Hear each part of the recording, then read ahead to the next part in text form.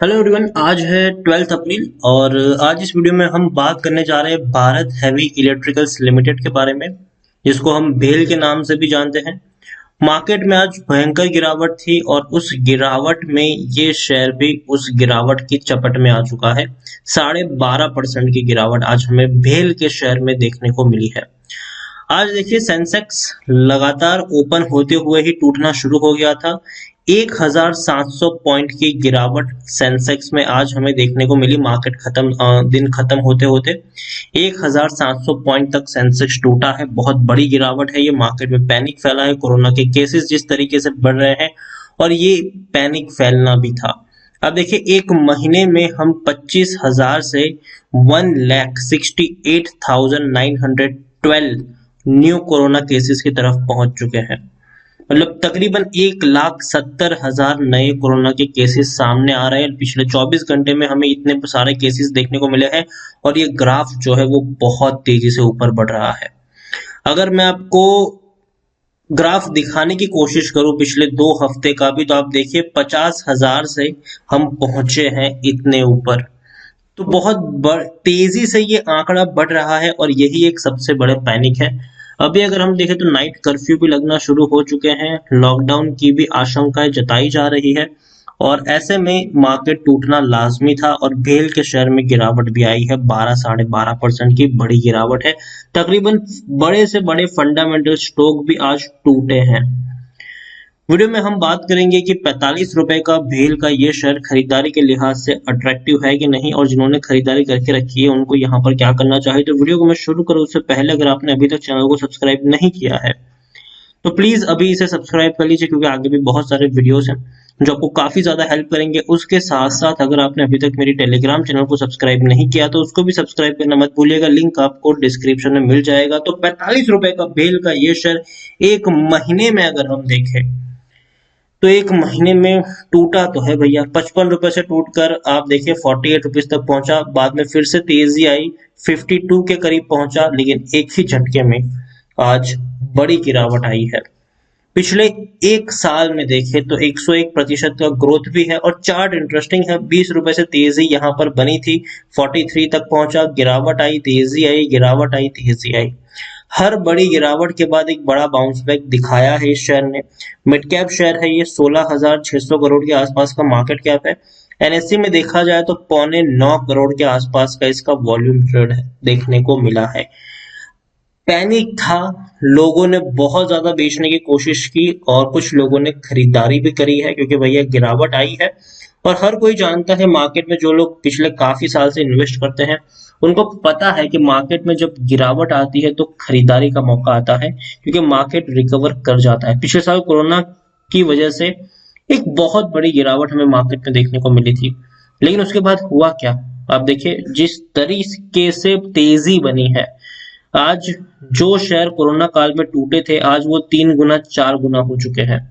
तो इतनी बड़ी तेजी बनी है। और देखिए कोरोना काल में जितनी तेजी आई थी पिछले साल, पिछले साल जितनी बड़ी गिरावट आई थी उतनी बड़ी गिरावट तो नहीं आने वाली है, क्योंकि पिछले साल क्या था कि भैया लॉकडाउन लगा था। इस बार लॉकडाउन लगने के चांसेस कम है और पूरे इंडिया में लॉकडाउन लगने के चांसेस कम है। जो सेंसिटिव एरियाज है, जो सेंसिटिव स्टेट्स है, वहां पे नाइट कर्फ्यू को आजमाया जाएगा। अगर वो सक्सेसफुल नहीं होता है तो लॉकडाउन लगाया जाएगा। लेकिन अभी जो सिचुएशन है वो यही कहती है कि नाइट कर्फ्यू के साथ साथ जो वैक्सीनेशन का काम है उसको बहुत तेजी से किया जाएगा। अगर उससे भी बात नहीं बनती है तब जाके शायद लॉकडाउन की नौबत आएगी, लेकिन चांसेस कम है। बहुत सारी सरकार ने लॉकडाउन लगाने से मना किया है, लेकिन हाँ नाइट कर्फ्यू को काफी स्टेट्स में इम्प्लीमेंट किया भी जा रहा है। अगर मैं बिल की बात करूं तो 63% की होल्डिंग प्रमोटर के पास है शेयर होल्डिंग में, 4.34% की होल्डिंग एफआईएस के पास है, 2.21% की होल्डिंग म्यूचुअल फंड और 10.91% की होल्डिंग इंश्योरेंस कंपनी यहाँ पर ओन करती है। प्रमोटर यहाँ पर प्रेसिडेंट ऑफ इंडिया है, 63.17% की होल्डिंग है, सरकारी शेयर है। हाईएस्ट पब्लिक शेयर होल्डर में एलआईसी है, 10.07% की होल्डिंग इनके पास है। और अगर हम यहाँ पर देखें भेल को लेकर तो टेक्निकल रेटिंग अभी इनकी न्यूट्रल है। क्यों? केसेस बढ़ रहे हैं कोरोना के, लेकिन शेयर उतना भी खराब नहीं है। क्योंकि देखिए भेल के शेयर में आप देखिए कोरोना काल में ही पिछले साल तेजी आई थी, जब लॉकडाउन से हम गुजर रहे थे तभी इस शेयर में तेजी थी। क्यों? क्योंकि इंडिया और चाइना के बीच में टेंशन चल रहा था और ऐसे में इंडिया ने चाइनीज कंपनियों को बाइकआउट किया था और इंडिया जो है वो चाइनीज कंपनियों के ऑल्टरनेटिव ढूंढ रही थी कि भैया इस कौन सी इंडियन कंपनी है जो इन कंपनियों को रिप्लेस कर सकती है। और उसमें एक बहुत बड़ा नाम, बहुत बड़े पैमाने पे जो नाम उभर के आता वो भेल था। वेदांता के चेयरमैन अनिल अग्रवाल की तरफ से स्टेटमेंट दिया गया था कि भेल एक बहुत ही बड़े अल्टरनेटिव के तौर पर उभर सकता है, इसको ज्यादा बढ़ावा देने की जरूरत है। और शेयर ने जो रफ्तार पकड़ी थी, जो आग पकड़ी थी, रोकना मुश्किल था। लेकिन बाद में क्वार्टरली रिजल्ट्स अनाउंस हुए, तेजी ऑलरेडी बहुत ज्यादा बढ़ चुकी थी, शेयर टूटना शुरू हुआ, लेकिन जिस तेजी से गिरा उससे ज्यादा दुगनी तेजी से इसने फिर से बाउंस बैक भी दिखाया था। तो भेल अगर हम देखने की कोशिश करें तो make in India, made in India का बेस्ट एग्जाम्पल आप कह सकते हैं। अगर आपको लगता है कि आने वाले दिनों में इंडिया मैन्युफैक्चरिंग के तौर पर इस चीज को ज्यादा इंप्लीमेंट करेगा, बाहरी कंपनियों को कम प्रोत्साहन देगा, इंडियन कंपनियों को ज्यादा ग्रूम करेगा, तो वहां पर आपको भेल के शेयर में तेजी देखने को मिल जाएगी। इसके अलावा अगर हम यहाँ पर एक और चीज भी देखने की कोशिश करें तो कई सारे प्रोजेक्ट इनको मिले हैं। ओवरसीज के सोलर प्रोजेक्ट में भी इनकी एंट्री हुई है भैया, सोलर प्रोजेक्ट इनको मिल रहे हैं। और तो और इंडियन नेवी के प्रोजेक्ट इनको मिल रहे हैं। एनपीसीआईएल की तरफ से 10,800 करोड़ तक के भी प्रोजेक्ट इनको मिल चुके हैं। तो भैया प्रोजेक्ट बहुत है इनके पास, काम बहुत सारा है इनके पास। According to Moneycontrol user 82% लोग खरीदने की सलाह दे रहे हैं, 15% लोग बेचने की बात कर रहे हैं और 3% लोग होल्ड करने की नसीहत दे रहे हैं। ज्यादातर लोगों का यहाँ पर पॉजिटिव व्यू है और रेवेन्यू में भी इसका उछाल हमें देखने को मिला है और आने वाले दिनों में ये जो रेवेन्यूज है वो और बेहतर हो सकते हैं। कंपनी अब तक नुकसान में है, लेकिन अगर देखा जाए तो लॉस धीरे धीरे कम हो रहा है। जहां मार्च क्वार्टर में 1535 करोड़ का लॉस था, जून में कम हो गया 900 करोड़ रहा, सितंबर में 565 करोड़ रहा, दिसंबर में 236 करोड़ रहा। अब मार्च के जो नतीजे आएंगे उस पर सबकी नजर रहने वाली है। इंटरेस्टिंग रहेगा देखना कि भैया प्रॉफिट में कंपनी आती है या फिर अगेन नुकसान ही देखने को मिलता है। नुकसान अगर आता है तो पिछले क्वार्टर के मुकाबले ज्यादा होगा कि कम होगा, वो देखना इंटरेस्टिंग रहेगा। ओवरऑल अगर मैं भेल के बारे में बात करूं तो मुझे शेयर लॉन्ग टर्म के लिए अच्छा लगता है, पसंद आता है, लेकिन लॉन्ग टर्म के लिए शॉर्ट टर्म में थोड़ा सा प्रेशर यहाँ पर क्रिएट होने वाला है, थोड़ा सा पैनिक अभी और क्रिएट होगा। हो सकता है कि शेयर आपको 42 या फिर 40 रुपीज के करीब भी ट्रेड करता हुआ मिल जाए, लेकिन वो मौका होगा खरीदारी का। तो याद रखिए अगर 40 रुपए का मिल रहा हो ये शेयर तो खरीदारी का मौका चूकना नहीं चाहिए।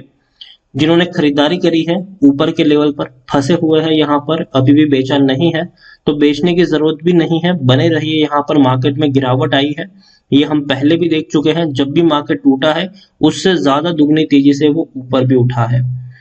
तो गिरावट में खरीदारी के मौके हैं, पैनिक मत करिएगा यहाँ पर आप, लेकिन हाँ अंधाधुंध पैसा भी मत लगाइएगा, टुकड़ों में खरीदारी करिए।